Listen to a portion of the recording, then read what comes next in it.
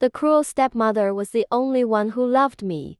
My name is Elowen Vance. Elowen, meaning elm tree. But my parents always acted as if I were nothing but a surplus, a leftover branch. I was 6 when they divorced. In that courtroom, I only remember my mother screaming until her voice cracked, standing and sitting incessantly just to win custody of me. But when the judge ruled in her favor, she wasn't happy. The moment we stepped outside the gates, she gripped my ear tight, her eyes bloodshot with a lifetime of resentment. "It's all because you're a girl. If you'd been a boy, your father would never have left me." Shortly after, she remarried. She abandoned me at my stepmother's doorstep and turned her back without a second look. Years later, when I grew up and bought my stepmother a house and a car, my biological mother's eyes burned with bitter envy. Half a year after the divorce, my father married a beautiful woman. Not to be outdone, my mother found a divorced man of her own. The first day he met me, he took a long drag of his cigarette, white smoke swirling around his face. He spared me a single glance. "I'll marry you, but I'm not raising another man's brat." Seeing me as a burden, my mother called my father, telling him to come pick me up. After only a few sentences, they began to scream at each other. My father shouted, "I wanted to raise her that day, but you insisted. Now that you're bored, you're shoving her back to me? I'm telling you, I don't want her either." While clutching the phone, my mother squeezed my thigh with a bruising force. The pain made me burst into tears. "Gerard Vance, are you even human? She's your own flesh and blood and you don't want her?" My father didn't back down. "If you weren't so selfish, you'd raise her yourself. Haven't you married a second husband? Tell him to provide for her." My mother shrieked, "Why on earth should he raise my child? I'm telling you, I'm done. I'm leaving her right here, and anyone who wants her can take her." They went back and forth like that, neither willing to take responsibility. Finally, my father's voice softened. "It's not that I don't want her, but my wife is pregnant. It might be a boy. Leave her at your place for a few months. Wait until the birth is over, then I'll discuss it with her." My mother laughed coldly. "Keep dreaming." I said I don't want her. After hanging up, she glared at me as if her rage hadn't subsided, giving me a painful kick. "It's all your fault. If you didn't exist, I wouldn't be this miserable. If I'd known you'd be such a nuisance, I would never have fought for you. Don't blame me. Blame your own bad luck for not being born a son." Only much later did I understand. She only wanted custody for the child support. The next morning, my mother dragged me out to the street, placed me in front of my father's house, and vanished. My father, preparing for work, opened the door and froze at the sight of me curled up on the threshold. He called her, but she had blocked all contact. He ground his teeth in fury, but ultimately had to take my hand and lead me inside. He leaned down. "You have to be good. If you do anything to upset her, I'm taking you away immediately." I trembled with fear, nodding frantically. Just then, a woman's voice drifted from the bedroom. "Who are you taking away?" My father flinched, his entire body tensing. I tensed too, gripping the hem of my shirt, eyes glued to the tips of my shoes, not daring to look up. A woman with a heavily pregnant belly stepped out. But contrary to the terrifying image I had imagined, her voice was gentle. "What's all the noise about?" My father stammered. "Sweetheart, the girl's mother is unavailable lately. She's staying for a few days. Just a little while, really. Then she'll be picked up." She looked at him, clearly displeased. "You think my house is a daycare? If they don't want to raise her, they just dump her here?" My father swallowed hard. "Just 3 days, B, or even 2. 2 days is enough time for her mother to finish the wedding." "Gerard Vance, what did you promise me before? You gave her to your ex-wife, so why throw her back here?" "I'm telling you, I'm not raising someone else's kid." My father's voice was tiny, and I didn't dare breathe. Beatrix narrowed her eyes and muttered, "She stays for 3 days, not a single day more." My father's tense face finally relaxed, and he hurried to agree. Of course. I'll definitely take her away by then." He pushed me toward her and patted my head. "Why don't you say hello to Auntie B?" I pursed my lips, my face flushing, unable to utter a word. Impatient, my father gave me a light swat on the head. "What's wrong with this kid? Are you mute?" Beatrix glared, her voice rising. "Gerard Vance, stop playing the pitiful child act in front of me." If you make any more noise, get both of you out of my house right now. My father fell silent instantly, shooting me a warning look. It wasn't that I didn't want to speak. I truly didn't know how to open my mouth. On the way here, my mother had warned me that if I dared call this woman mother, she would disown me. Just call her Auntie B. Auntie B huffed, clearly dissatisfied with my attitude. She said nothing, but when she glared, she looked truly fierce. No wonder my father feared her. My mother had told me this woman had destroyed my family, which was why my father didn't want us anymore. She also said stepmothers were all evil and told me never to be close to them. Though I was young, I understood the implication. In a voice as quiet as a mosquito, I reluctantly whispered, Auntie B. She nodded as an acknowledgement and turned into the kitchen. I'm heading to work, my father called out.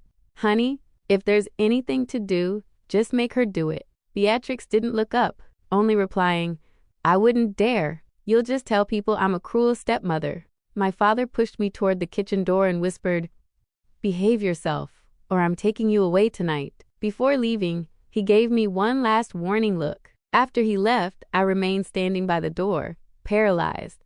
Why are you still standing there? Come here and help. Auntie B stood at the kitchen door holding a bowl, looking annoyed at my stagnation. I let out a soft yes and ran inside. She was cooking pork porridge and steaming fragrant little buns. Seeing the steam rising from the buns, I couldn't help but swallow my saliva. Auntie B glared at me and said impatiently, Eat. When I hesitated, she snapped, What are you looking at? Is my face made of gold?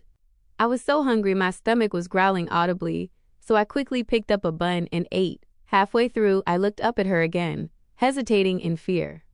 Why stopped? Tears began to fall, drop by drop, into my bowl. Auntie, I'll eat very little. I can work too. Please don't kick me out, okay? Beatrix froze, put down her bun and frowned. Don't try those tricks with me, you're just like your father. But I saw her expression soften. I'm not eating anymore. You've made it impossible for me to swallow. She pushed the plate of buns toward me. Eat them all. Don't waste food. Seeing my dazed look, she added, My house doesn't support idlers. No matter how well you talk, it's useless. If you don't listen, I'll have your father take you away immediately. I nodded frantically. I'll listen. I'll listen. She sighed softly, murmuring, Poor thing. Under her supervision, I finished the portions meant for both of us. When I was done, I took the initiative to wash the dishes. Auntie B just watched silently. While she went to her room to rest, I took a rag and cleaned the entire house, not even missing the toilet lid. She walked out with a long yawn, and her eyes brightened when she saw the result. You did all this? I nodded. She frowned, her voice stern. Who told you to do that? I lowered my head, my heart racing. I'm sorry. I just wanted to make you happy. My mother used to tell me that a girl had to be industrious. Was it because I hadn't done a good enough job that Auntie B was angry? To my surprise, she grabbed my hand, squeezing it firmly. Good heavens, did your mother make you do all these chores? I nodded, because at home, the only time my mother praised me was when I was working. You still call her mother? You're so small. How could you do all those things? She pulled me over to sit by the heater. The radiating warmth made my face turn pink, feeling as warm as Auntie B's hand. That evening, she kept piling food into my bowl until it was a small mountain. Eat. If you don't eat, how will you have the strength to work for me? I practically buried my face in the bowl, feeling both shy and happy. Auntie B's cooking was delicious.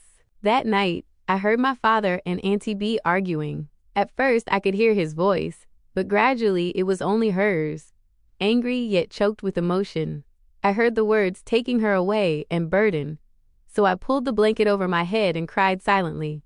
As I thought, I was still going to be kicked out. When I woke up the next morning, there was an extra thick blanket over me. Auntie B was sitting by the heater, knitting a small pink sweater. Seeing me awake, she said, Breakfast is in the pot. Go eat. After that, come out with me. I panicked. Where are we going? She didn't look up. Where else? I burst into tears, dropping to the floor to hug her legs. Auntie B, I'll be good. Please don't kick me out. I'll only eat 1 meal a day. I can even help you take care of the baby later. Please don't send me away. I knew my mother would never take me back. She had said that if my father didn't want me, he would send me to an orphanage. I didn't want to go to an orphanage. Auntie B chuckled and helped me up. What are you crying for? I'm taking you to the mall to buy some new clothes. I sobbed. I don't need new clothes. I won't be wasteful. I'll be good. I don't want to go. She immediately put on a stern face. If you don't go, I'll have your father take you away. What child is as filthy as you? I looked down at my dirty gray jacket and worn out pants and silently shut my mouth. Auntie B bought me 3 outfits, including a beautiful little dress. She took me for a bath. It took 3 rounds of scrubbing before the water stopped turning black and my hair was clean. There, now you look like a girl. She dressed me in the new dress and tied my hair into 2 small braids. She smiled kindly, looking very satisfied with her handiwork. I beamed, my heart soaring with joy. Stepmothers, it seemed, weren't as bad as my mother had said. That night, my father and Auntie B argued about me again. But this time, I heard her voice cracking as she scolded him. How can a mother be like that? Didn't you know? The girl's hair was a matted mess, and she was covered in filth. How can anyone be such a mother? This child has suffered so much. 3 days became another 3 days. I was always afraid it was all a dream and that I would be kicked out upon waking. But Auntie B continued to happily buy clothes for me. When I whispered, I don't need them, she just laughed. I'm lending them to you. You'll have to pay me back later. Seeing that she no longer mentioned sending me away, my father let it be. In the blink of an eye, 3 months passed. Auntie B's belly grew larger, and she often suffered from insomnia, walking around the living room in the middle of the night. I slept on the sofa and would see her sitting on a small stool, supporting her back as she paced. Afraid of waking me, she even took off her slippers. Did I wake you? She asked softly when she saw me turn over. I tossed aside my blanket and went to massage her shoulders. Go put on some slippers, she scolded lightly, her eyes full of concern. Living together all this time, I knew she was a woman with a sharp tongue but a soft heart. Her mouth was full of threats, but her actions were pure kindness. As the due date approached, she became uneasy. Many people from her side of the family came to visit, and everyone frowned upon seeing me, telling her to kick me out. The loudest voice was her mother. Beatrix Sterling, you're pregnant. Where's your head? You're about to be a mother yourself, and you're raising someone else's child? Are you stupid? Don't you know being a stepmother is the hardest job? If you do well, no one remembers. If you don't, they say you're abusive. The court gave that child to her birth mother. Why are you involving yourself? Auntie B only smiled awkwardly to cope. Her mother poked her forehead in anger. Don't say I didn't warn you. You raised someone else's kid, and one day she'll turn around and bite you. Beatrix laughed and leaned into her mother's arms. I know, Mom. You silly girl. Kick her out soon, or don't call me mother anymore. She turned and pulled me toward her. Elowen, say hello to grandmother. Hello, grandmother, I whispered. Grandmother Sterling rolled her eyes, her voice softening slightly. Who's your grandmother? Auntie B patted her mother's shoulder gently. She's called you that now. Isn't it a good thing to gain a granddaughter for free?